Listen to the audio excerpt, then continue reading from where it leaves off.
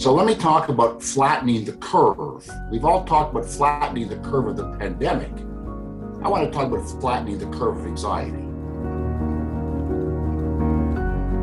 Anxiety gets in the way of dealing with challenges at school and in our personal lives for everyone, for students, for professors, and for staff alike. When the boundary between school and home disappears through virtual learning, it's harder to keep our world organized in terms of everyday commitments and emotionality. One spills over to the other, and rational coping is harder to do. Let me tell you quickly about a study that we did at UTSC this past fall. We sent out a questionnaire survey through the registrar's office to 1,000 students, 10,000 actually. 859 filled it out. I'm going to share with you what we learned and what the implications are from our study for you. One way to look at it is we're concerned about precautionary health measures because that's what flattens the curve. And we had 10 of them. Just to get a couple of examples. Physical distancing we all know about, following public health rules, healthy sleeping habits, healthy eating habits, connecting with friends, maintaining hobbies, exercising at home, attending to responsibilities with pets and plants, being able to live in a safe and stable environment, volunteering to help others. Students went through the survey, they checked off each one they were doing, we added it up. So we got a kind of objective measure of precautionary activity. So let me tell you what it means to be less likely to do the precautionary measures and more likely. Well, people were less likely to do these precautionary measures if they were in a negative emotional state, stressed.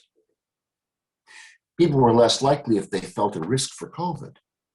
And interestingly, people were less likely if they relied on social media for their information. There's room there to spread all kinds of narratives. Who's more likely? Well, you'd expect people in a more positive emotional state. People are getting emotional support at home. People who anticipate a secure future. And people who are seeking information for solving problems.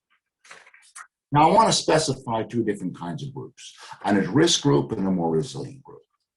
And the point of all this is to talk about how we go from feeling exposed, at risk, to feeling more resilient and more structured in our world.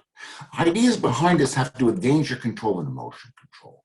What is danger control about? Well, it has to do with handling the pandemic. It's a stress for us all. Whether they close the borders, you can't see your friends. There's the whole list. But the danger control also has to do with exposing yourself to risk by taking chances and encountering people in situations where you're running against a probability curve. A whole different kind of matter has to do with emotion control. How do we handle the issue of feeling stressed, burned out, anxious? Because it gets in the way.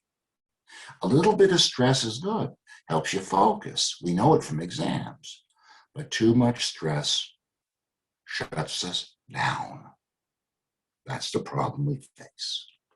Let me talk about two different groups. I'm going to talk about at-risk students and resilient students. These are states of mind. Let me tell you what the at-risk students look like. They describe themselves as being, again in the survey, being in poor current health, high personal health risk for getting COVID.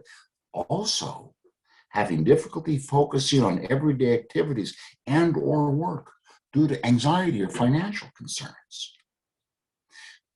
Of most importance here, they were less likely to practice precautionary measures to avoid contracting COVID-19. So let me just go through the list quickly. They're not practicing the precautionary measures, and this is what's interesting, they're aware of it. They know they're not doing it. They're in a kind of bubble, negative emotional state. They lack self-confidence. They're getting their information from social media platforms.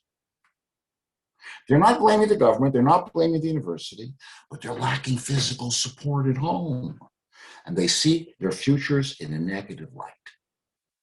When we give students an opportunity to describe episodes from their lives during the pandemic,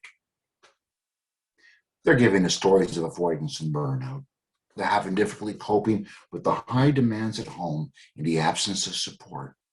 And this is spilling over into their experiences at school. So they're having challenges to deal with danger control, but they're also challenged to deal with emotion control. Kind of learned helplessness is creeping in. That's our central concern as professors to help students. Let me contrast this. Students who felt that they were highly resilient. They felt self-confidence, they were in a positive mood. They don't see themselves as being in poor health. They're seeking credible information. They're not relying on social media platforms. They're getting emotional support from family and friends.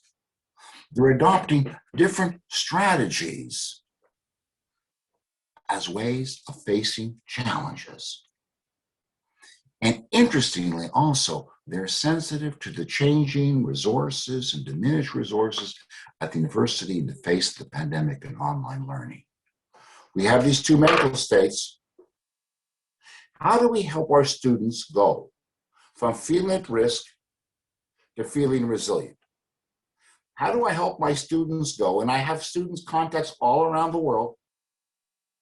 How do I help them go from breaking the bubble of isolation to enhancing their self-concept so that they can be aware that they have to practice precautionary measures, both for health purposes and for university purposes?